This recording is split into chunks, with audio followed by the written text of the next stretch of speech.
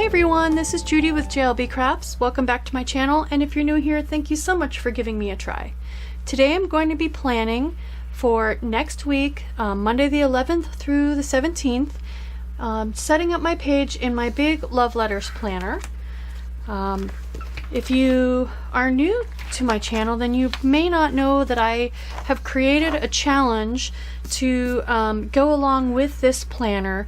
Each week it builds on the letter that the planner teaches, and then only uses words using those letters. So I put up the first week what your pages should look like. This should be the first half of the first week based on my challenge, and this should be the second half of the first week. I have not filled out the second week yet, other than to decorate and to put in what each day's assignment is. So at the end of this video, I will put my lettering practice, and then I think what I'll do, I'm not sure yet if I'm going to do two separate videos with lettering practice and decorating, or if I'm going to condense it into one. I don't know how much time I'm going to have. So let me get these out of my planner.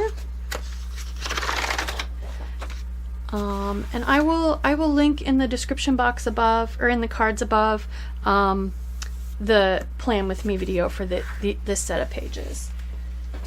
So, and I don't need the challenge right now.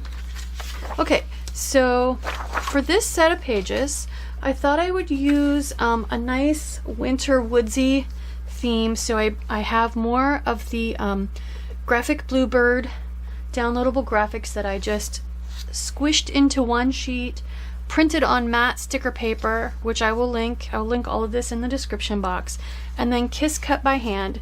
And I've had a couple questions, how do I kiss cut? I have this blade from Amazon. It's a ceramic blade. It's super pointy. It's just a tiny little blade, and it's made for cutting curves. And I put this on my cutting mat, and I just kind of swoop around relatively closely. So that's how I do that. Let me know if you want to see a video of how I do that. There's not a lot to it. I don't cut super close. So let's get going. I have some corner graphics. I really like the way the corner graphics turned out last time. I didn't get these sized to be super small, but it looks like they're gonna fit without taking up too much space, and I can always put them a little further off the page if I need to. So I'm thinking I'm gonna do these 4 corners, and then let's see. Okay, so let's just get started.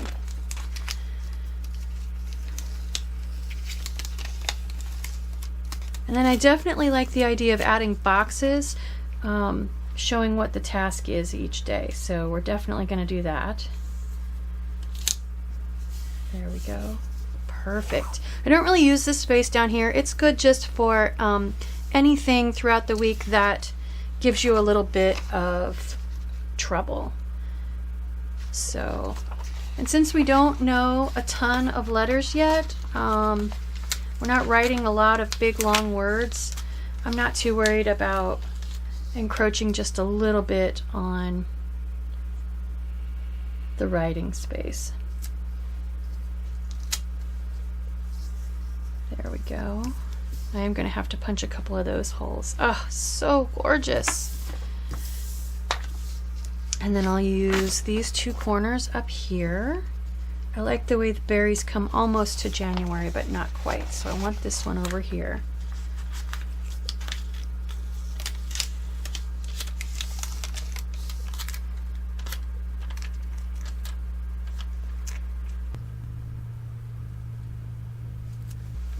So pretty.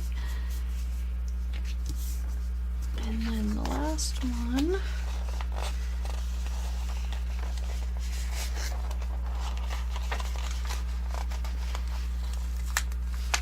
There we go.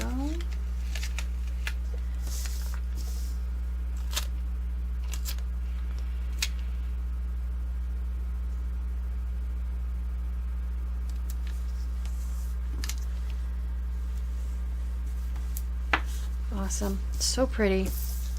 Okay.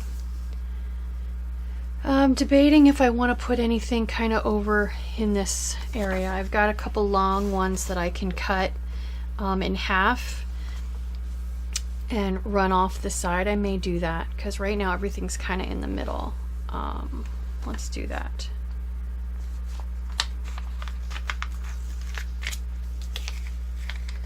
Whoops, just ripped that one. So we'll stick that edge down first.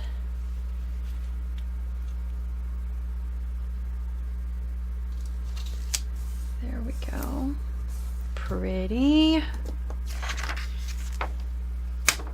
And then if I want this other bit over here. What? Oh no.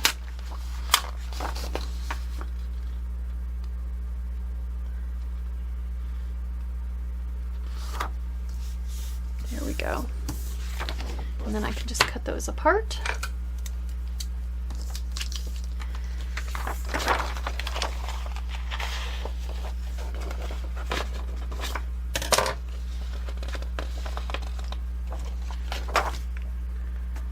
I might have a better time cutting those apart actually on my cutting mat with a knife.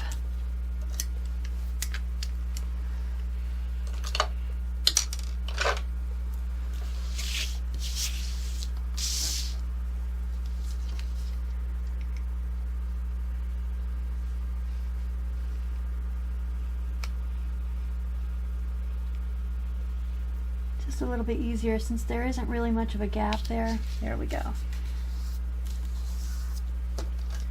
It's just a little easier that way. Wrinkle the pages less. Okay. Do I want anything else on there? That's actually, I think once I get the writing on there, that's gonna be more than enough. It's very opposite, but that's okay. I don't need to use all of these. I just fill the page up so that I don't waste it. So the other thing then that I want to do, grab my tweezers. I pulled the mini socialite sticker book because it has these skinny little green boxes. So I'm going to put one of those on each of these days right under the date so that I can put the assignment, if you will, in for each day.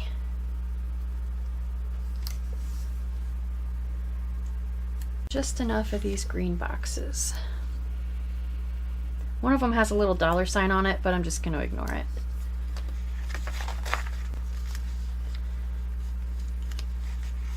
I love how the graphics come down over Friday, but Friday still shows through. I think that's so pretty.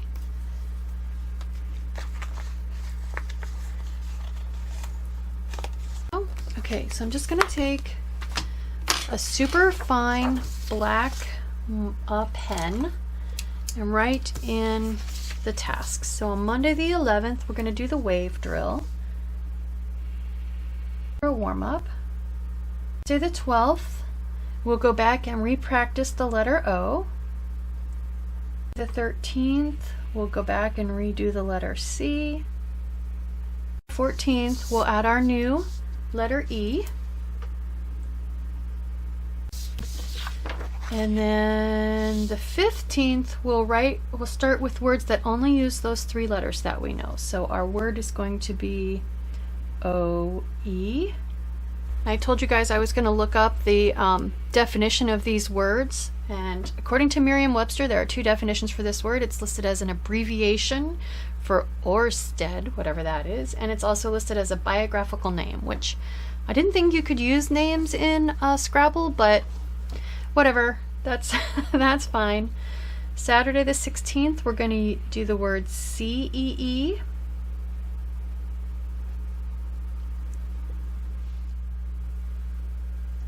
And for this one, according to Merriam-Webster, CEE is how you spell the phonetic sound of saying the letter C. So if you were going to spell a letter, apparently that's how you spell it. I don't know. I we're just gonna use it. Why not? And last but not least, on the 17th is Cooee.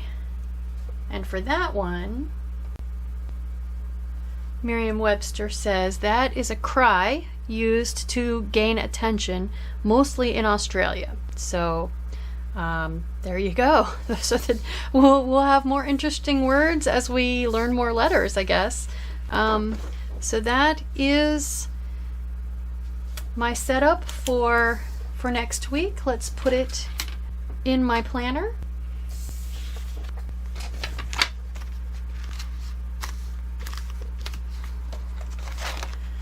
There we go. I like how the brown looks against the rose gold rings. It kind of brings out the peachy tones in it. I was not expecting that. So, all right, so stay tuned after this if you want to see my lettering practice, my actual writing, doing the practice for this week. I hope you like this video. I hope it gets you excited to try your own lettering practice for this year. If it does, please consider liking and subscribing. Thank you.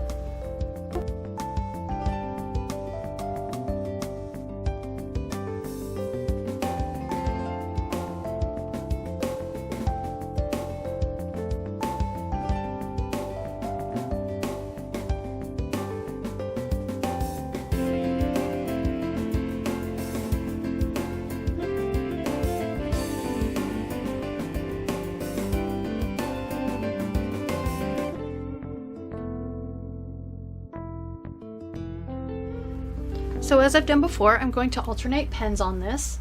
I'm going to start with the Pentel Touch. And for Monday the 4th, we're doing up then down. So choking up on my pen, light up, heavy down.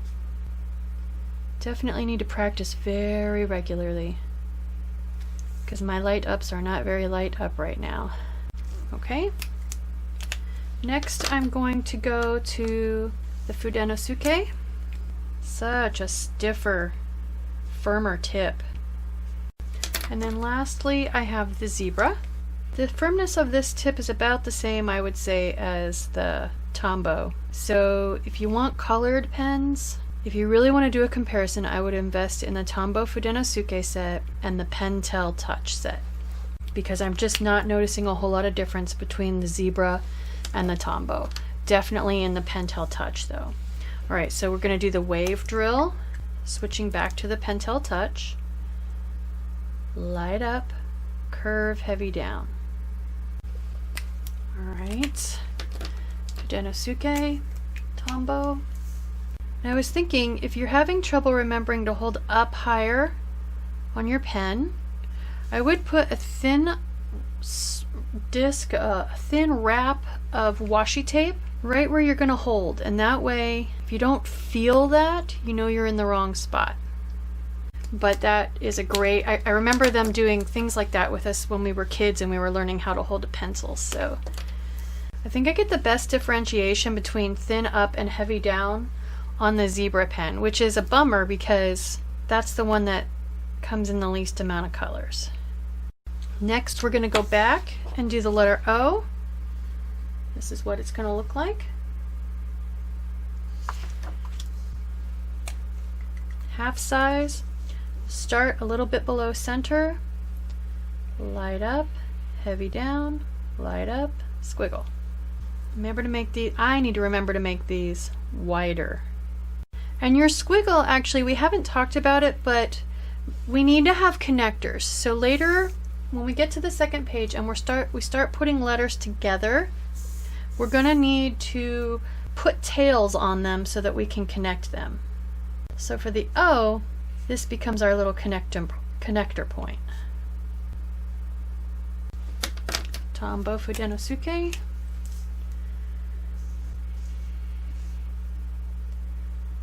So I'm trying to remember, we're going for consistency here. So I'm trying to remember to make my O's fat, to make them slanted, and to start a little lower than just below the center line. I think I like them. I like the look and I like the feel better when I come a good halfway down. choking up on my pen. So I'm going to come a good halfway down. I'm going to push way over, which is a stretch. And then, like I said on the last video, pushing the pen against the way the tip wants to flop makes my transition here from thin to thick not great. So that's definitely, there's another one, something for me to work on. Now the fun part. Now that we're all nice and warmed up, we're going to write the letter C. So just studying this carefully, we're going to start about the same place as the O. About a third to halfway down on the bottom half of the line. And we're going to bring a nice big tail up. That's about all there is to it.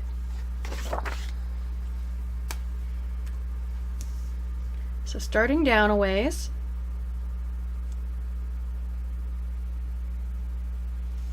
Coming way, way, way over. And unlike the O, I don't think I need to make this one as wide because that just increases the amount of spread I have to force myself to have. Start down much lower than you think you should. Maybe I shouldn't start with the Pentel Touch since that's the one I'm having the most trouble controlling. This is the Tombow. Oh, that looks so much better. I tell you what, a pen that you can control makes a big, big difference. I'm feeling like the difference between the firmness of these two tips is that you have to work to keep this one pressed down. It wants to spring back up and get thin, which makes it easier. Here's the zebra. I think on the other page, when I get into the words, I will definitely change up the order and save the hardest, the most difficult pen for me, the Pentel Touch. I'll save that till last. Unfortunately, I still haven't gotten my 4th pen set. I've been getting the message that it's headed to a USPS facility since the 28th of December. Alright, so let's start doing some words. First we're going to do ku. So I've got my Tombow Fudenosuke. We'll start with a C. Big tail. Now we've got to connect these, so I have to start my O strategically so that when I come around, it hits that tail. So what I don't like about this is that's a fat, and those two are about the same thinness, the same width. I got a fat one in the middle and 2 relatively equal thin ones on the ends. So again, as you get better, you'll see your consistency improve. And I'm really making 3 separate letters. I'm lifting my pen each time. Next is the zebra.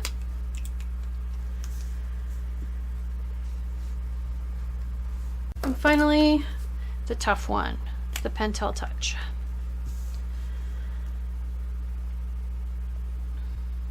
Next, we're going to do Coco, the Fudenosuke. I either need to make longer connector tails or put my letters closer together. Or test a little bit of both and see which style is more pleasing to my eye. Back to the zebra.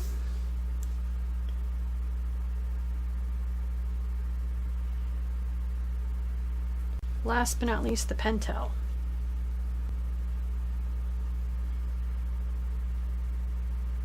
Those are wider. I'm just noticing. It's the width of the skinnies forces the whole thing to be fatter, it feels like. Okay, next we're going to do this one but twice and connect them. Cuckoo. Zebra.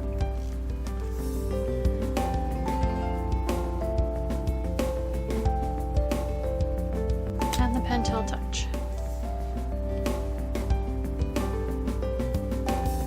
What if I don't have my page slanted enough? We were talking about in the last week's lesson about your slant being perpendicular, and I definitely like mine better when they're slanted. Let's try turning the paper a little more. Oh my gosh, guys, I don't know. I've got a long way to go, I think. So here we go. Let me zoom back out. This is what your week 2 should look like if you are following my Big Love Letters Challenge for January of 2021. I hope you joined me. I hope you liked this video. I hope it helps motivate you to practice along with me.